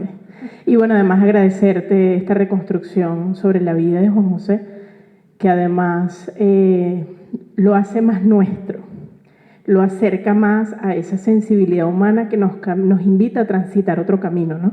El camino de la utopía de lo posible. A propósito del tema comuna y Estado comunal, que es lo que convoca esta séptima escuela, Katia, quería pedirte una reflexión en este sentido, ¿no? El proyecto de la comuna venezolana ha tendido a caer quizás en la trampa, desde la racionalidad moderna, de asumir la comunidad como sistemas ideológicos, que más bien nos dividen, ¿no? Y ante la propuesta de la comunidad de vida, que es otro punto de partida, entonces la comunidad se vuelve una condición humana, necesaria, inherente a la vida. Entonces, bueno, quisiera en el sentido de la escuela y la comuna y el Estado comunal, si pudieras aportarnos alguna reflexión en ese sentido. Gracias.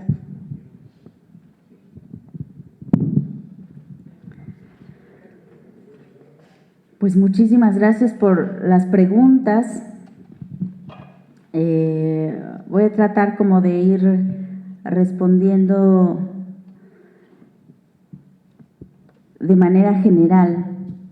Primero sobre Marx, esta cuestión de cómo Juan José va trabajando el pensamiento de Marx y lo va asumiendo en esta construcción de una alternativa, ¿no? Que en su momento se planteó como socialismo. Y bueno, Juan José efectivamente decía, cuidado de que volvamos a Marx un fetiche más, ¿no? Y por eso esta frase que recordó el compañero me parece muy importante, que no se trata de creer en Marx, sino en creer en lo que Marx creía.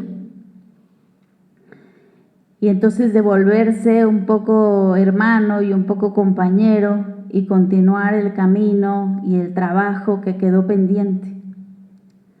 Entonces, esto también nos hermana a los autores y nos hace verlos también de manera crítica, porque, bueno, de todas maneras también los autores pues son hijos de su tiempo. Y en ese sentido, por ejemplo, Juan José no pensaba realmente la construcción como tal del socialismo como proyecto. Él lo pensaba más bien desde la comunidad y desde esta comunidad que no tiene ya, que inaugura, digamos, un camino más allá de Marx, porque Marx no hablaba de una comunidad de vida, ¿no? Estamos dando pasos nuevos en ese sentido, pero pasos nuevos que de alguna manera toman como base el trabajo que hizo Marx, porque de alguna manera también Marx nos indicó un camino. En los escritos de juventud justamente hay varios textos en donde Marx, y eso es algo que Juan José recupera en muchos momentos, Marx dice que la esencia del ser humano es comunitaria. Y en ese sentido, cuando hace su trabajo sobre el capital, la crítica que Marx produce es una crítica a la sociedad moderna. La sociedad moderna, que es, digamos, el correlato intersubjetivo de este sistema económico, de este modo de producción capitalista. Entonces, la sociedad moderna es lo que tenemos que criticar y lo que tenemos que superar.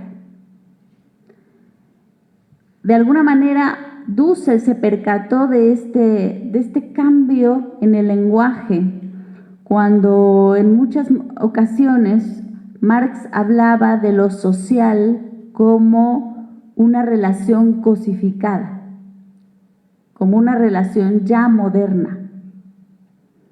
Esta es una cuestión, digamos, de matiz que pasó desapercibida en todo el marxismo del siglo XX. De manera que pues, se habla social como se habla de cualquier relación entre personas, pero no.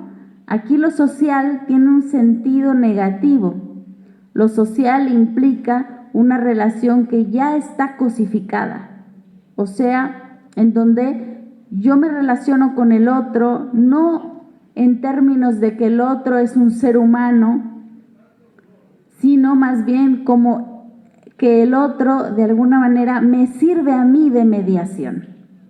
¿Sí? Es muy distinto que yo vea al otro como otro ser humano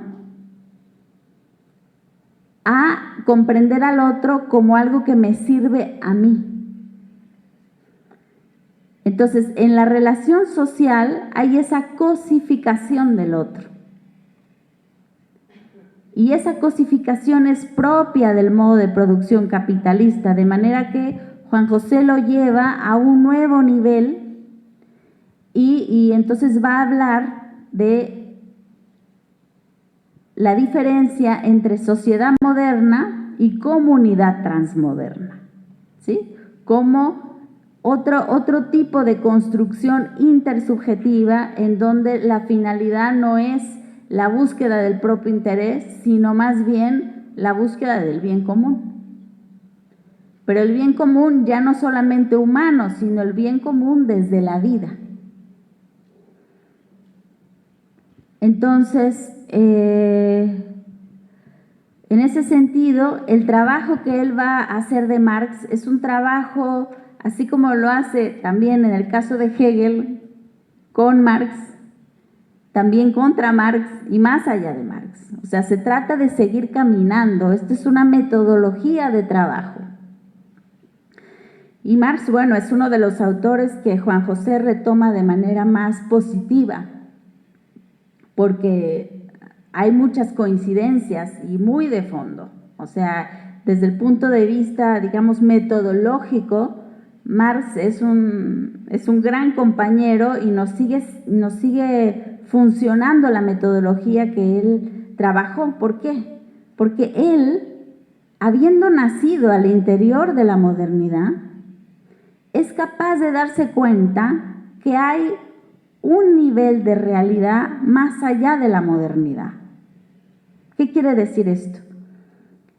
Hegel, por ejemplo, naciendo moderno, desarrolló un pensamiento para fundamentar la vida moderna, para fundamentar la razón moderna. Marx, naciendo al interior de la modernidad, fue capaz de ir más allá de la modernidad, de mostrar que la modernidad con su sociedad constituye ya relaciones cosificantes. Y también se dio cuenta que había otro nivel, que todo el capitalismo suponía una comunidad de vida más profunda. ¿Por qué? Porque el ser humano produce valor porque tiene esa capacidad desde sí de producir valor. El capitalismo no se la da esa capacidad. Pero también está la naturaleza, como el otro elemento desde donde se produce el valor. Entonces, naturaleza y ser humano están más allá del capitalismo.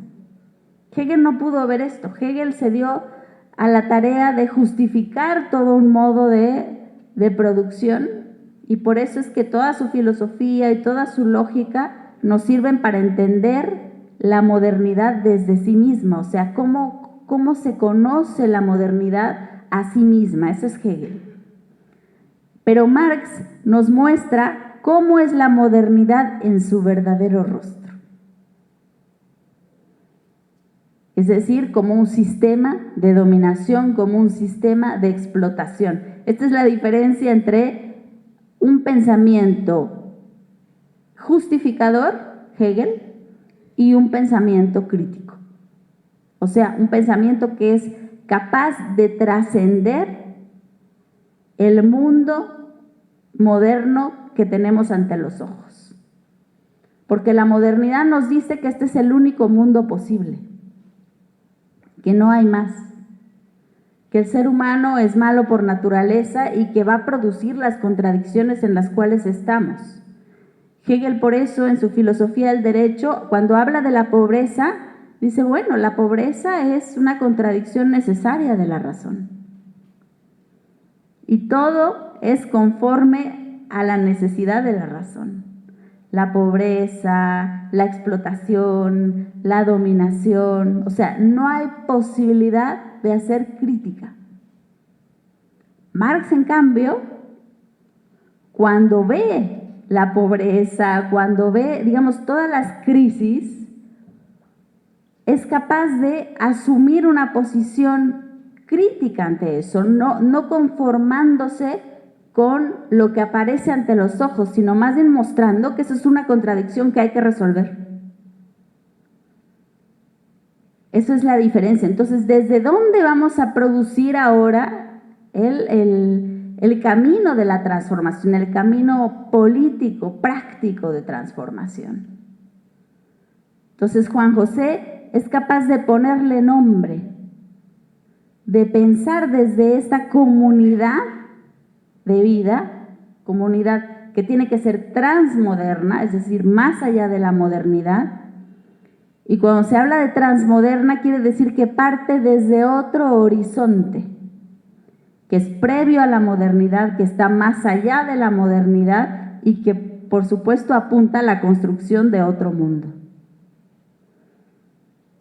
Entonces, creo que en este sentido el pensamiento de Juan José tiene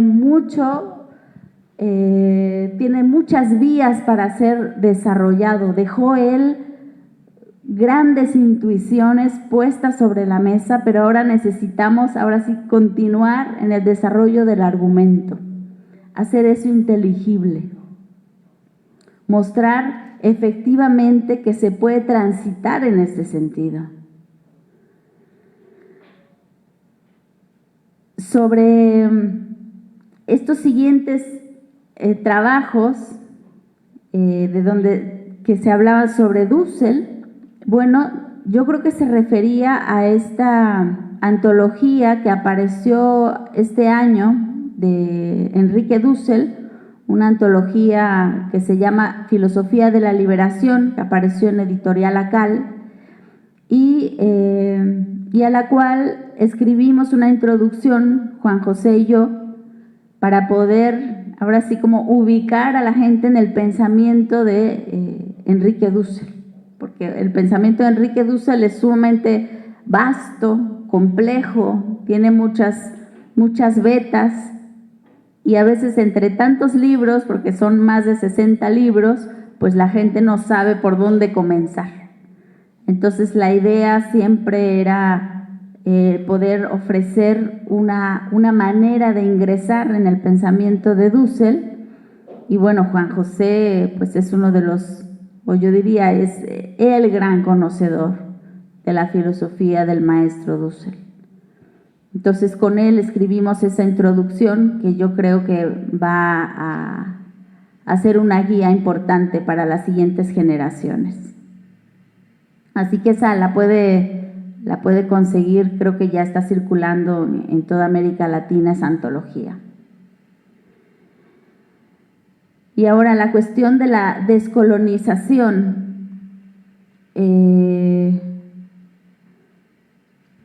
Bueno, este es un tema, a mí me gustaría a lo mejor abordarlo de manera más puntual en la siguiente sesión, pero al respecto quisiera señalar La modernidad es un proyecto colonial, o sea, es un proyecto que se asienta en la realidad, que nos hace ver la realidad de una manera, y el problema es que después esa manera de ver la realidad ya se nos queda incorporada como si fuese la única posible.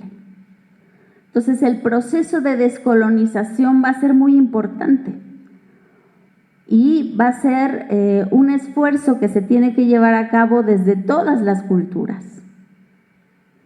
Esta colonización epistemológica, esta colonización histórica, esta colonización subjetiva, pedagógica, hay que remontarla desde muchos lugares. Por eso el proceso de descolonización no puede ser obra de una persona, tiene que ser un proceso que lleven a cabo las culturas, los pueblos, desde sus propias tradiciones, pero básicamente se trata de ir extirpando esta pretensión de dominación.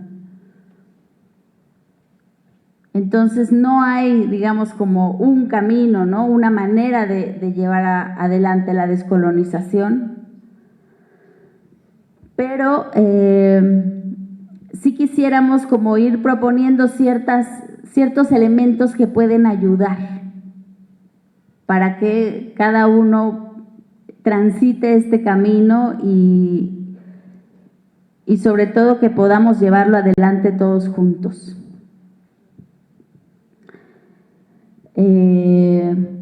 Bueno, yo lo dejaría hasta ahí ahorita.